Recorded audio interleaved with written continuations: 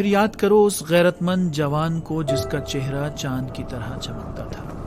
جنگ میں حیدر کرار کی مانند صف دشمن پر ٹوٹ پڑا اور امام عالی مقام اور ان کے ساتھیوں کے اہل حرم کے دفاع کے لیے میدان کی جانب روانہ ہوا۔ ایسا جوان جس کی شہادت پر آسمان نے بھی گریہ کیا، پاکیزہ خاندان سے تعلق رکھنے والا جوان جو اپنی شمشیر حق کے ہمراہ میدان نینوا کی گرم ریت پر بوقت ظہر اپنے خون میں غلطاں ہو گیا۔ سن 61 ہجری عاشورہ ظہر کا وقت ہے۔ سارے اصحاب ایک ایک کر کے شہید ہو چکے تھے۔ اب میدان میں کوئی جانے والا نہ رہا۔ قاسم جیسے جوان کو اب کچھ کرنا تھا۔ ہاشمی جوان ایک ایک کر کے رخصت ہو چکے تھے اور حسین بالکل تنہا کھڑے اپنے اجڑے ہوئے لشکر کی سمت دیکھ رہے تھے۔ قاسم جنگ کے لیے تیار ہوئے اور امام عالی مقام کی خدمت میں حاضر ہوئے۔ مضبوط ارادوں کے مالک قاسم ابن حسن نے حضرت ابا عبداللہ الحسین سے اذن جنگ طلب کیا۔ امام عالی مقام نے غمگین نگاہ قاسم ابن حسن پر ڈالی۔ قاسم نے دوبارہ اجازت طلب کی۔ حسین نے قاسم کی گردن میں باہیں ڈال کر گریہ کرنا شروع کر دیا۔ امام نہیں چاہتے تھے کہ ان کے بھائی کی نشانی، ان کے بھائی کی امانت قاسم میدان میں جائے۔ قاسم کا ابھی سن و سال ہی کیا تھا، وہ تو جنگ کے لیے ابھی تیار ہی نہیں تھے۔ قاسم بیٹھ گئے، امام عالی مقام کے ہاتھ کا بوسہ لیا۔ اصرار بڑھ گیا، چچا جان اب اجازت دے دیں، لیکن امام اجازت نہیں دے پا رہے تھے۔ قاسم نے دوبارہ ہاتھ کا بوسہ لیا اور کہا، میں بھی آپ پر اپنی جان فدا کرنا چاہتا ہوں۔ ابا عبداللہ مشیت الہی کو سمجھتے تھے۔ اپنی آنکھوں کو بند کر کے گہری آہ بھری اور قاسم کو جنگ کی اجازت دے دی۔ قاسم خوشحال ہوئے اور گزری ہوئی رات کو پیش آنے والے واقعات اپنے ذہن میں دہرانے لگے۔ سن 61 ہجری کی شب عاشور تھی۔ امام نے اپنے تمام ساتھیوں کو اپنے خیمے میں طلب کیا۔ سب لوگ خیمے میں جمع ہوئے اور ہمتن گوش ہو گئے۔ امام نے اپنے ساتھیوں پر ایک نگاہ ڈالی، ایک ایک کو دیکھ کر مسکرائے اور خدا کی حمد و ثنا کے بعد فرمایا، مجھے اپنے باوفا اور بہتر ساتھیوں سے زیادہ باوفا اور بہتر ساتھی اور اپنے خاندان سے زیادہ نیک اور مہربان خاندان کا کہیں سراغ نہیں ملتا۔ خدا آپ لوگوں کو میری جانب سے اجر عظیم عطا کرے۔ یہ بات سن کر قاسم ابن حسن کا دل مچل گیا۔ چچا کیا کہنا چاہ رہے ہیں؟ کہیں ایسا نہ ہو جو کچھ سن رکھا ہے وہ سچ ثابت ہو جائے؟ کیا کل جنگ ہوگی؟ کیا کوفیوں کو نہیں معلوم تھا کہ حسین حق پر ہیں؟ کیا وہ بھول گئے کہ انہوں نے خود ہی تو حسین کو دعوت دے کر بلایا تھا؟ امام نے اپنی گفتگو کو جاری رکھا اور اپنے ساتھیوں پر سے اپنی بیعت اٹھا لی اور ان کو مشورہ دیا کہ رات کی تاریکی میں وہ کربلا سے نکل جائیں۔ حیرت نے امام عالی مقام کے ساتھیوں کو گھیرے میں لیا ہوا تھا۔ قاسم نے دل میں سوچا، ساتھی چلے جائیں؟ بن حسین ابن علی کے کہاں جائیں؟ کیا کوئی ایسا بھی ہے جو چچا کو تنہا چھوڑ کر چلا جائے گا؟ حسن مشتبہ کے فرزند کو کچھ سمجھ نہیں آ رہا تھا۔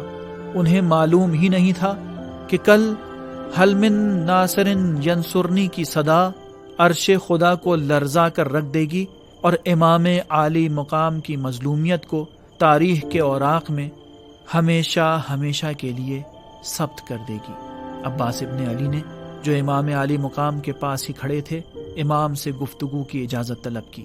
قاسم ابن حسن کی آنکھیں اپنے چچا کے قد و قامت پر خیرہ ہو گئیں اور عباس ابن علی کو گفتگو کی اجازت مل گئی۔ کیا خوبصورت گفتگو کی عباس نے، کتنی اچھی بات کہی کہ ان کو اور امام عالی مقام کے تمام ساتھیوں کو بغیر حسین ابن علی یہ دنیا قبول ہی نہیں ہے۔ قاسم کو بھی بغیر حسین کی دنیا قبول نہیں تھی۔ جو سخت ایام ان کے والد پر گزرے تھے اس کے بعد سے ان کا پورا وجود حسین ابن علی کی محبت سے سرشار ہو چکا تھا۔ اب ان کے مولا امام اور ولی حسین ابن علی تھے، اور یہ کیسے ممکن تھا کہ حسین مشکل میں گرفتار ہوں اور کوئی اپنی آسائش کی فکر میں مبتلا ہو جائے؟ قاسم بری طرح شش و پنج میں مبتلا ہو گئے تھے۔ ایک ایک کر کے اصحاب اٹھتے اور امام سے اپنی وفاداری کا اظہار کرتے چلے گئے۔ قاسم کا دل بھی چاہ رہا تھا کہ اٹھیں اور کچھ کہیں، لیکن انہیں ہمت ہی نہیں ہوئی۔ کہتے ہیں کہ امام علی مقام نے ان میں سے ہر ایک کو اس کا بہشت میں مقام دکھلایا۔ قاسم بے قرار ہو گئے، کیونکہ یہ بات واضح نہیں ہو پا رہی تھی کہ انہیں بھی جنگ لڑنے کا موقع ملے گا یا نہیں۔ وہ نہیں جانتے تھے کہ کس طرح اٹھ کر اس بارے میں سوال کریں۔ آخر کار اپنی پوری قوت اکٹھا کی اور امام علی مقام کی گفتگو کے بعد آرام سے کھڑے ہوئے اور لرزتی ہوئی آواز سے سوال کیا، چچا جان، کیا کل میں بھی مارا جاؤں گا؟ امام نے مسکرا کر قاسم ابن حسن سے پوچھا، قاسم میری جان، موت تمہارے نزدیک کیسی ہے؟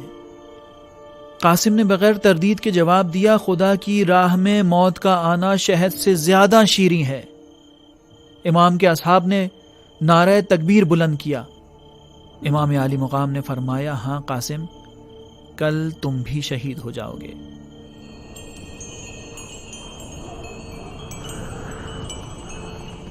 قاسم میدان جنگ کے لیے تیار ہوئے، کچھ اس طرح کہ خود ان کے سر پر ہل رہی تھی، ان کے پیر گھوڑے کی رکاب تک نہیں پہنچ پا رہے تھے، ذرا ان کے بدن پر ٹھہر ہی نہیں پا رہی تھی، لیکن ارادہ انتہائی پختہ تھا۔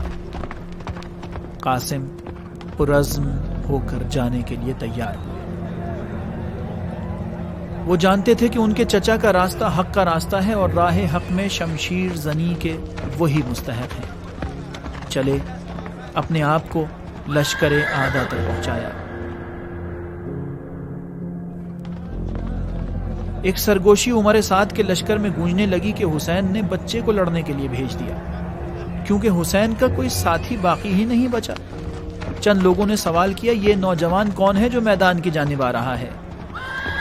قاسم نے بڑھ کر جواب دیا، اگر مجھے نہیں پہچانتے تو جان لو کہ میں حسن ابن علی کا فرزند اور نبی کا نواسا ہوں، اور یہ میرے چچا حسین ہیں۔ جب تک انہیں ستاتے رہو گے تم پر باران رحمت نازل نہیں ہوگی۔ اشقیاء اس نوجوان کی فصاحت و بلاغت سن کر دنگ رہ گئے۔ قاسم اپنے دادا علی مرتضیٰ کی طرح رجز پڑھتے جاتے اور تلوار چلاتے جاتے، اپنے پیر گھوڑے کے شکم پر مارتے جاتے اور دشمن پر حملے کرتے چلے جاتے۔ دشمن کے کئی سپاہیوں کو فنار کیا۔ عمر سعد پر ورطۂ حیرت طاری تھا کہ کس طرح ایک نوجوان اتنی بہترین شمشیر زنی کر سکتا ہے کہ اپنے دادا علی مرتضیٰ کی طرح دشمن کے قلب لشکر کو چیرتا چلا جا رہا ہے۔ 14ویں کے چاند سے چہرے والے قاسم گھوم گھوم کر تلواریں چلاتے جا رہے تھے اور فوج اعداء درہم برہم ہو چکی تھی۔ دشمن کی فوجوں پر مایوسی طاری ہو چکی تھی۔ ابن سعد نے ارزق شامی کو مخاطب کر کے کہا، ارزق، یہ جوان اب تیرے حوالے۔ عمر سعد کی فوج کے کمانڈر ارزق شامی نے ہنس کر اپنے بیٹوں کو بلایا تاکہ وہ اس کی جگہ جا کر قاسم ابن حسن سے جنگ لڑیں اور ان کا کام تمام کر دیں۔ ارزق کے بیٹے نے تلوار کھینچی اور قاسم کی جانب حملہ آور ہوا۔ ابھی تلواروں کے ٹکرانے کی آواز اٹھی ہی نہ تھی کہ قاسم نے اسے ہلاک کر ڈالا۔ دشمن کی فوج پر حیرت اور خوف طاری ہو چکا تھا۔ ارزق نے اپنے دوسرے بیٹے کو بلایا۔ جو جو قاسم کی جانب بڑھتا، بنی ہاشم کا شیر دلاور ایک ایک کر کے انہیں موت کی گھاٹ اتارتا چلا گیا۔ لشکر اعداء حیرت میں ڈوبے، بس اس تشنہ لب نوجوان کی جنگ کا نظارہ کر رہے تھے، اور جو بھی اس نوجوان کے مقابلہ آتا اسے یہ نوجوان زمین پر ٹیک دیتا۔ غمزدہ امام علی مقام قاسم ابن حسن کی شجاعت کا نظارہ کرتا۔ وہ جانتے تھے کہ چند لمحوں بعد قاسم اپنے والد حسن مشتبہ، اپنے دادا علی مرتضیٰ اور جد رسول اللہ کے پاس ہوگا۔ ابن سعد سے سوچنے سمجھنے کی صلاحیت چھن چکی تھی۔ اس نے حکم دیا کہ قاسم پر کئی لوگ مل کر حملہ آور ہوں۔ بنی ہاشم کے ستارے کو فوج نے گھیرے لیا۔ آدا نے اس کے نحیف سے بدن پر ضربتیں لگانا شروع کی اور قاسم زخمی ہو گیا، لیکن پھر بھی اپنے چچا حسین ابن علی کے لیے جنگ لڑتے رہے اور دشمن کے دانت کھٹے کرتے رہے۔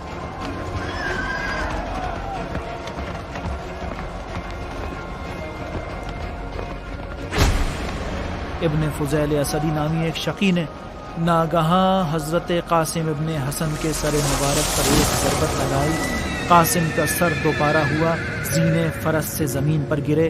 آدا پر ایسی ہیبت طاری تھی کہ وہ دور دور بھاگ چکے تھے۔ قاسم نے چچا کو آواز دی، چچا حسین میری مدد کو آئیے۔ حسین ایک شکاری باز کی مانند قاسم ابن حسن تک پہنچے، ایک شیر کی مانند آدا پر جھپٹے، ابن فضیل پر حملہ کیا۔ اس نابکار نے اپنے ہاتھ آگے بڑھا دیے تاکہ اسے نقصان نہ پہنچے، لیکن اس کا ہاتھ کٹ کر گر گیا۔ اب جو زخمی ہوا تو اپنے ساتھیوں کو مدد کے لیے چلانا شروع کیا۔ فوج آدا نے اس کو نجات دلانے کے لیے چاروں طرف سے حملہ کر دیا۔ کچھ دیر میں جب گرد و غبار چھٹا تو امام علی مقام نے قاسم ابن حسن کو ڈھونڈنا شروع کیا۔ بالآخر قاسم کو ڈھونڈ ہی لیا۔ ہاں، بس ایک ٹکڑے ٹکڑے خون آلود بدن تھا جو حسین ابن علی کے سامنے کربلا کی تپتی ہوئی ریت پر پڑا ہوا تھا۔ قلب امام یہ منظر کیسے برداشت کرتا؟ کون سی مصیبت زیادہ سخت تھی، اپنے بیٹے علی اکبر کی شہادت یا اپنے بھائی حسن کی امانت قاسم کی شہادت؟ تنہا ترین مرد تاریخ اپنے بھائی کی یادگار قاسم کی لاش پر کھڑا تھا۔ قاسم کا بدن فوج آدا کے گھوڑوں کی ٹاپوں تلے پامال ہو چکا تھا اور قاسم اب آخری سانسیں لے رہے تھے۔ امام نے ٹوٹے ہوئے دل اور اشک بار آنکھوں کے ساتھ قاسم کو رخصت کرتے ہوئے فرمایا، خدا کی لعنت ہو اس گروہ پر جس نے تمہیں قتل کیا، لیکن مطمئن رہو کہ روز قیامت تمہارے بابا اور تمہارے جد ان سے ضرور قصاص لیں گے۔ خدا کی قسم تمہارے چچا پر یہ بہت سخت مصیبت کی گھڑی ہے کہ تم اسے آواز دیتے رہو اور وہ تمہاری مدد بھی نہ کر سکے، اور اگر مدد بھی کرے تو اس کا کوئی فائدہ نہ ہو۔ خدا کی قسم آج وہ دن ہے کہ تمہارے چچا کے دشمنوں کی تعداد بہت زیادہ ہے، لیکن اس کے اصحاب کی تعداد بہت کم۔